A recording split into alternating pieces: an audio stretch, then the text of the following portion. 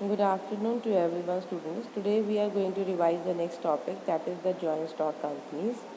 Joint stock companies are emerged to overcome the difficulties of sole proprietorship and partnership business organization and to run large scale business enterprises. Means कि ਜਿਹੜੀ companies ਜਿਹੜੀ joint stock company ਆ, ਜਿਹੜੀ difficulty ਸਾਡੀ partnership ਤੋਂ ਸੋਲ ਪ੍ਰੋਪਰਾਈਟਰਸ਼ਿਪ firm face ਕਰਦੇ ਪਏ ਸੀ, ਉਹਨਾਂ ਸਾਰੀ ਪ੍ਰੋਬਲਮ ਨੂੰ ਓਵਰਕਮ ਕਰਦਾ ਹੈ ਜੁਆਇੰਟ ਸਟਾਕ ਕੰਪਨੀ। ਮੀਨਸ ਕਿ ਇਹ ਉੱਦਾਂ ਦੀ ਪ੍ਰੋਬਲਮ ਜਿਹੜੀਆਂ ਫੇਸ ਨਹੀਂ ਕਰਦੇ। A company is a voluntary association of persons having separate legal existence, perpetual succession and a common seal. Company ਦੀ ਇੱਕ ਆਪਣੀ ਡਿਫਰੈਂਟ ਆਈਡੈਂਟੀਟੀ ਆ, ਉਹ ਆਪਣੇ ਮੈਂਬਰਸ 'ਤੇ ਡਿਪੈਂਡ ਨਹੀਂ ਕਰਦੇ ਆ, ਉਹਨਾਂ ਦਾ ਸੈਪਰੇਟ ਲੀਗਲ ਐਗਜ਼ਿਸਟੈਂਸ ਆ, ਆਪਣਾ ਕਾਮਨ ਸੀਲ ਆ, ਕੰਪਨੀ ਦਾ ਨੇਮ ਚੱਲਦਾ ਆ। ਚਾਹੇ ਉਹਨਾਂ ਦੇ ਕੰਪਨੀ ਦੇ ਇੰਪਲੋਈਜ਼ ਕੰਪਨੀ ਵਿੱਚ ਚਲੇ ਜਾਣ, ਰਿਜ਼ਾਈਨ ਕਰ ਜਾਣ, ਦੂਸਰੇ ਨਿਊ ਇੰਪਲੋਈਜ਼ ਆ ਜਾਣ, but company still exists the same as it is.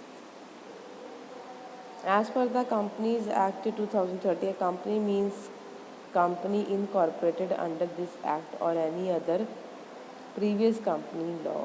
So this is the law. It is not that much important. Now the features of the joint stock company. The first is artificial person.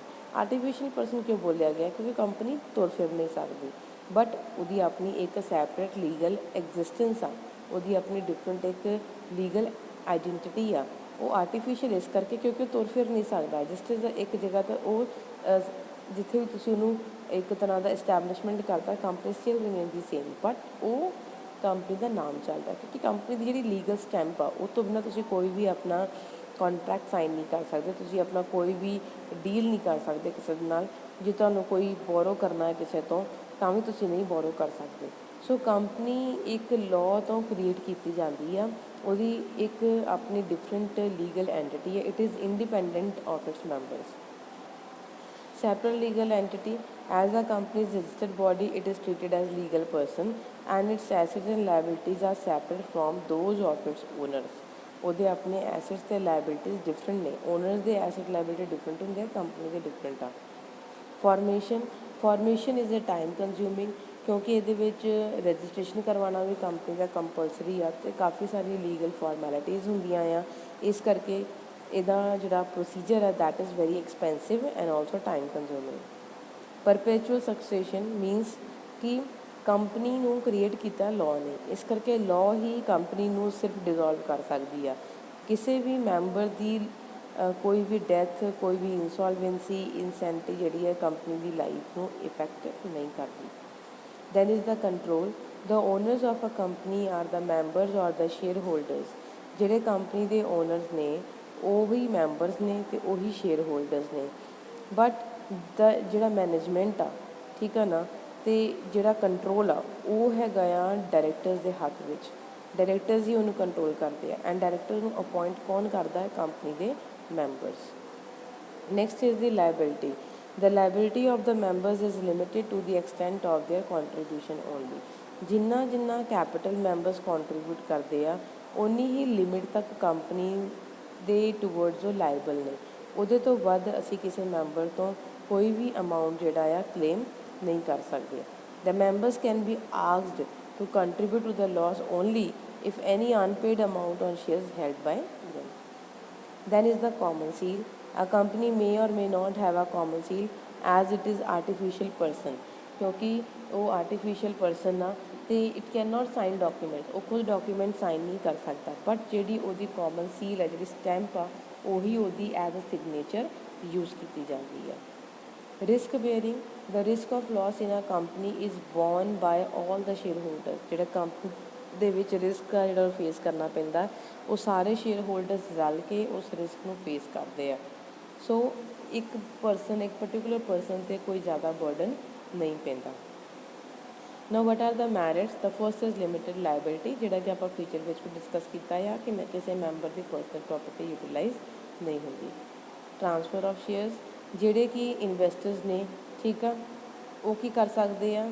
Company ਦੇ share purchase ਕਰਦੇ ਆ, ਅਤੇ company ਦੇ share purchase ਕਰਦੇ ਵੇਲੇ ਉਹ shares ਕਿਸੇ ਨੂੰ ਟ੍ਰਾਂਸਫਰ ਵੀ ਕਰ ਸਕਦੇ ਆ, ਸ਼ੇਅਰ ਵੇਚ ਵੀ ਸਕਦੇ ਆ। ਬਿਕੋਜ਼ ਸ਼ੇਅਰ ਖਰੀਦੇ ਕਿਉਂ ਜਾਂਦੇ ਆ? ਸ਼ੇਅਰਸ ਖਰੀਦੇ ਤਾਂ ਹੀ ਜਾਂਦੇ ਆ ਕਿਉਂਕਿ ਉਹ ਜਦੋਂ ਉਹਨਾਂ ਨੂੰ ਪੈਸੇ ਦੀ ਜ਼ਰੂਰਤ ਹੋਏ, ਅਤੇ ਜਦੋਂ ਵੀ ਉਹਨਾਂ ਨੂੰ ਲੱਗੇ ਕਿ ਦੇ ਨੀਡ ਅ ਕੈਸ਼, ਉਦੋਂ ਹੀ ਉਹ ਆਪਣੇ ਸ਼ੇਅਰਸ ਨੂੰ ਟ੍ਰਾਂਸਫਰ ਕਰ ਸਕਦਾ ਹੈ ਟੂ ਦੀ ਅਨਦਰ ਪਰਸਨ, ਮਤਲਬ ਕਿ ਵੇਚ ਸਕਦੇ ਉਹਨਾਂ ਨੂੰ। Perpetual existence, a company will continue to exist even if all the members die. ਬੇਸ਼ੱਕ ਚਾਹੇ ਸਾਰੇ ਮੈਂਬਰਸ ਕੰਪਨੀ ਦੇ ਡੈਥ ਹੋ ਜਾਂਦੀ ਹੈ, but the company will not be come to an end. Scope for expansion, now company ਦੇ ਵਿੱਚ chances ਆ ਐਕਸਪੈਂਡ ਕਰਨ ਦੇ, ਕਿਉਂਕਿ ਜਿਹੜੇ ਸ਼ੇਅਰ ਹੋਲਡਰਸ ਆ ਕੰਪਨੀ ਦੇ ਵਿੱਚ ਇਨਵੈਸਟਮੈਂਟ ਕਰਦੇ ਆ, ਸ਼ੇਅਰਸ ਪਰਚੇਜ਼ ਕਰਦੇ ਆ। ਸ਼ੇਅਰ ਪਰਚੇਜ਼ ਕਰਨ ਦੇ ਨਾਲ ਜਿਹੜਾ ਕਿ ਕੰਪਨੀ ਦੇ ਕੋਲ ਫੰਡ ਆਉਂਦਾ ਆ, ਐਂਡ ਉਸ ਫੰਡ ਦੇ ਨਾਲ ਕੰਪਨੀ ਆਪਣੇ ਬਿਜ਼ਨਸ ਨੂੰ ਐਕਸਪੈਂਡ ਕਰ ਸਕਦੀ ਹੈ। There is scope for expansion. Professional management, now management of a company constitute the board of directors and supported by the salaried managers. ਕਿਉਂਕਿ ਪਹਿਲਾਂ ਵੀ ਦੱਸਿਆ ਕਿ ਜਿਹੜੀ ਮੈਨੇਜਮੈਂਟ ਆ ਉਹ ਕੌਣ ਆ, ਕੰਟਰੋਲ ਕੌਣ ਕਰਦਾ, ਬੋਰਡ ਆਫ ਡਾਇਰੈਕਟਰਸ ਕੰਟਰੋਲ ਕਰਦੇ ਆ, ਐਂਡ ਉਹਨਾਂ ਨੂੰ ਅਪੋਇੰਟ ਕਰਦੇ ਆ members. Now what are the limitations? The first is difficulty in formation. Formation difficulty because there are many legal formalities. Lack of secrecy, secrecy maintain नहीं रहती क्योंकि company ਲਈ कंपलसरी ਆ ਆਪਣੇ ਅਕਾਊਂਟਸ ਵਗੈਰਾ ਪਬਲਿਸ਼ ਕਰਨਾ। ਸੋ ਤਾਂ ਕਿ ਪਬਲਿਕ ਵਗੈਰਾ ਦਾ ਕੌਨਫੀਡੈਂਸ ਹੀ ਤਾਂ ਹੀ ਬਣੇਗਾ ਅਗਰ ਕੰਪਨੀ ਆਪਣੇ ਅਕਾਊਂਟਸ ਪਬਲਿਸ਼ ਕਰਵਾਉਂਦੀ, ਤਾਂ ਹੀ ਉਹ ਕੰਪਨੀ ਦੇ ਵਿੱਚ ਇਨਵੈਸਟ ਕਰਨਗੇ। ਸੋ ਜਦੋਂ ਕੰਪਨੀ ਨੇ ਆਪਣੀ ਸਾਰੀ ਡਿਟੇਲਸ ਪਬਲਿਸ਼ ਕਰਤੀਆਂ, ਓਪਨ ਕਰਤੀਆਂ, then the secrecy is not maintained. In personal work environment, the large size of the company makes it difficult to maintain personal contact with the employees.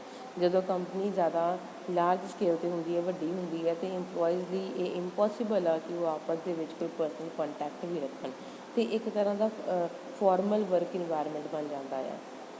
ਨਿਊਮਰਸ regulations, ਕਾਫੀ ਸਾਰੀਆਂ rules and regulations ਨੇ, ਕਾਫੀ ਸਾਰੀ formalities ਨੇ ਜਿਹੜੀਆਂ ਕਿ ਇੱਕ joint stock company ਲਈ compulsory ਆ ਕਰਨਾ। Next is delay in decision making, ਕਿਉਂਕਿ ਕੋਈ ਵੀ ਡਿਸੀਜ਼ਨ ਜਿਹੜਾ ਡਾਇਰੈਕਟਰਸ ਦੀ ਸਲਾਹ ਤੋਂ ਬਿਨਾਂ ਨਹੀਂ ਲਿਆ ਜਾਂਦਾ, ਸ਼ੇਅਰ ਹੋਲਡਰਸ ਦੀ ਸਲਾਹ ਤੋਂ ਬਿਨਾਂ ਨਹੀਂ ਲਿਆ ਜਾਂਦਾ। ਸੋ ਜਦੋਂ ਤੱਕ ਉਹ ਸਾਰੇ ਆਪਸ ਵਿੱਚ ਡਿਸਕਸ਼ਨ ਕਰਦੇ ਆ, ਉਦੋਂ ਤੱਕ ਸਾਡਾ ਡਿਸੀਜ਼ਨ ਜਿਹੜਾ ਆ ਕਾਫੀ ਟਾਈਮ ਕੰਜ਼ਿਊਮ ਕਰ ਲੈਂਦਾ ਆ, ਸੋ ਡਿਲੇ ਹੋ ਜਾਂਦਾ ਆ। Next is oligarchic management, means oligarch means rule by a few, means ਜਿਹੜੇ ਕੰਪਨੀ ਦੇ ਰੂਲਸ ਬਣਾਏ ਜਾਂਦੇ ਆ ਉਹ ਕੁਛ ਹੀ ਪਰਸਨ ਦੇ ਹੱਥ ਹੁੰਦੇ ਆ, ਕੁਛ ਨੂੰ ਹੀ ਅਥੋਰਿਟੀ ਮਿਲਦੀ ਆ, ਜਿਨ੍ਹਾਂ ਨੇ ਪੂਰੇ ਕੰਪਨੀ ਦੇ ਰੂਲਸ ਬਣਾਉਣੇ ਹੁੰਦੇ ਆ। ਉਹਦੇ ਵਿੱਚ ਉਹ ਇੰਪਲੋਈ ਦੇ ਜਾਂ ਸ਼ੇਅਰ ਹੋਲਡਰ ਦੇ ਇੰਟਰਸਟ, ਉਹਨਾਂ ਦਾ ਫਾਇਦਾ, ਉਹਨਾਂ ਦੇ ਬਾਰੇ ਨਹੀਂ ਸੋਚਦੇ, ਉਹ ਸਿਰਫ ਆਪਣੇ ਅਕੋਰਡਿੰਗ ਹੀ ਕੰਪਨੀ ਦੇ ਰੂਲ ਜਿਹੜੇ ਆ ਫਰੇਮ ਕਰ ਦਿੰਦੇ ਆ। ਕਨਫਲਿਕਟ ਆਫ ਇੰਟਰਸਟ, ਕਿਉਂਕਿ ਮੈਨੇਜਮੈਂਟ ਅਤੇ ਸ਼ੇਅਰ ਹੋਲਡਰ ਦੇ ਵਿੱਚ ਆਪਸ ਦੇ ਵਿੱਚ ਜੇ ਉਹਨਾਂ ਦੀ ਸਲਾਹ ਨਹੀਂ ਮੈਚ ਹੋਈ, ਦੈਨ ਆਪਸ ਵਿੱਚ ਡਿਸਪਿਊਟ ਹੋ ਸਕਦੇ ਆ, ਜਿਹੜੇ ਕਿ ਕੰਪਨੀ ਦੀ ਵਰਕਿੰਗ ਨੂੰ ਇਫੈਕਟ ਕਰਦੇ ਆ। ਸੋ ਥੀਸ ਵਰ ਦਾ features, merits and demerits of joint stock company. Go through it, and if you have any type of query, then you may place your question in the comment box. Thanks and have a nice day.